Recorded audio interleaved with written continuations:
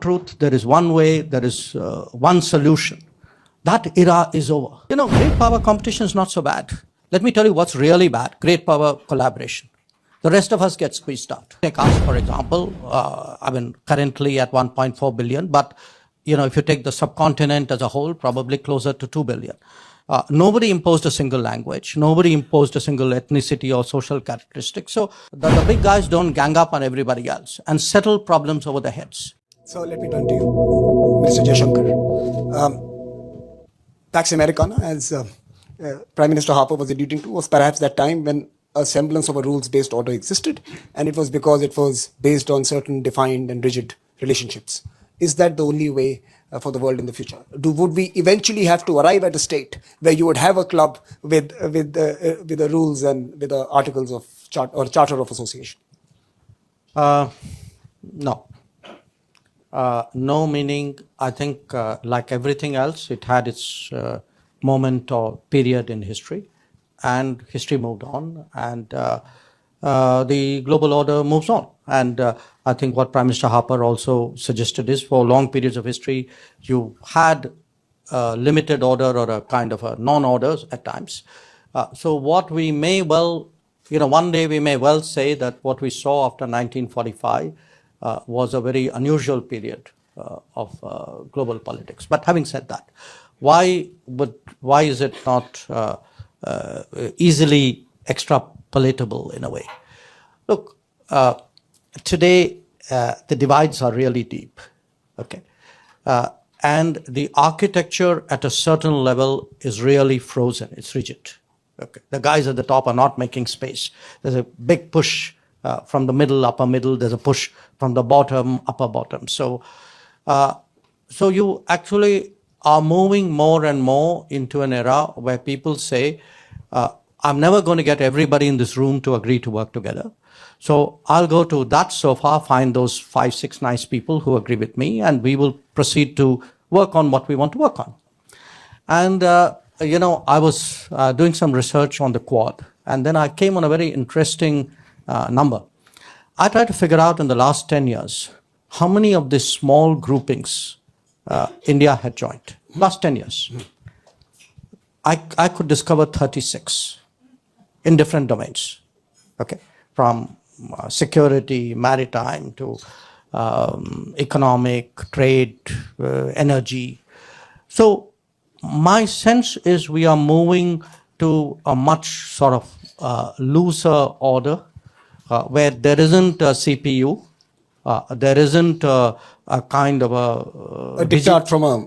There isn't a rigidity to it. And that's part of what you yourself said. I mean, you use the word middle power, new power. So when you have more variables, more access, less overarching discipline, you will get to a very, very different situation. You just mentioned get people in the room. Now, look, there are some in this part of the world who see you getting into many rooms with President Putin, with Macron, with everyone in the Middle East. So I mean, that was Meghan's hidden complaint there, that you speak to everyone, and I think that's what Prince Faisal mentioned as well. So the point I'm making is the idea that there is one truth, there is one way, there is one solution. That era is over. The world is returning to its natural diversity. If there are 290 whatever countries in the world, I mean, you cannot impose a single thought or a single sort of discipline on them. I think that the natural world was far more consultative and diverse. We are returning to where we should have a long time ago. Prince Faisal, I could see you nodding. Do you want to come in on this? I mean, I'm nodding because I agree. I agree on, first of all, the last point, which is that it is probably the natural order if you look at the broad sweep of history.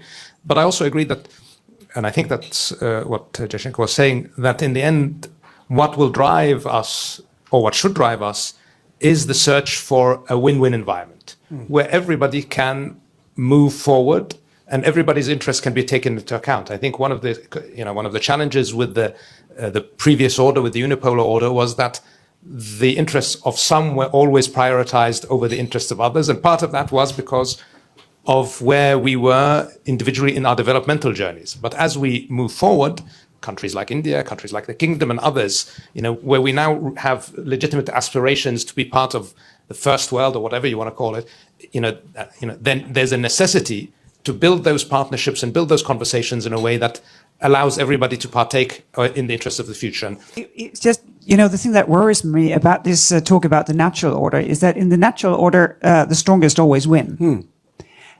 So I would ask for a more sort of cultural order. Because we cannot have, well, first of all, it's not order. It's just the strongest who flexes the muscle. And there we are. Megan, you want to come in? I did. I wanted to just reflect on the conversation. I think on the one hand, it all sounds quite seamless and agreeable that we would have different coalitions of. I haven't noticed any agreement on this panel yet. Okay, in order. And the second thing that we haven't talked so much about, although you just addressed it here, is how does this fluid coalition actually solve global problems? I can see how fluid coalitions can address particular issues for particular regions, particular areas, but when we have existential global problems, how like are the these pandemic, I'm like sorry. the pandemic, as Prime Minister Harper Like the mentioned. pandemic, the old exactly. order didn't do too well Right, either. and would this order actually do any better with the I pandemic? think that's a fair question. That are you going to improve it? Or are you going to regression?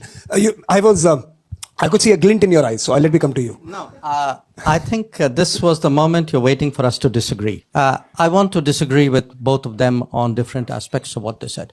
I don't think a natural order is a winner. It's the fittest will survive. It doesn't have to be.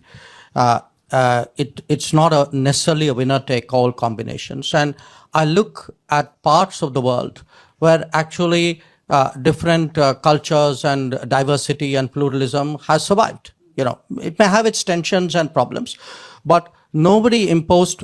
Take us for example. Currently at 1.4 billion, but if you take the subcontinent as a whole, probably closer to 2 billion. Nobody imposed a single language. Nobody imposed a single ethnicity or social characteristic. So there was some ability to find an equilibrium among different sets of people. So this idea that the natural order was a winner-take-all, I would actually suggest is either a very East Asian construct or a very Western construct. I think That's called great power competition. No, I'll come to that. That was my second point of agreement. Great power competition is not so bad. Let me tell you what's really bad. Great power collaboration. The rest of us get squeezed out. So I think, it's important, especially for the rest of the world, that the big guys don't gang up on everybody else and settle problems over their heads. And that's happened to us. Not just us. I think it's happened to large parts of the world. So I think this is very healthy. If there are today differences in economics, in sociology, in political culture, in approach to international relations, we shouldn't pretend we agree when we don't. I think rest of us get to take positions somewhere in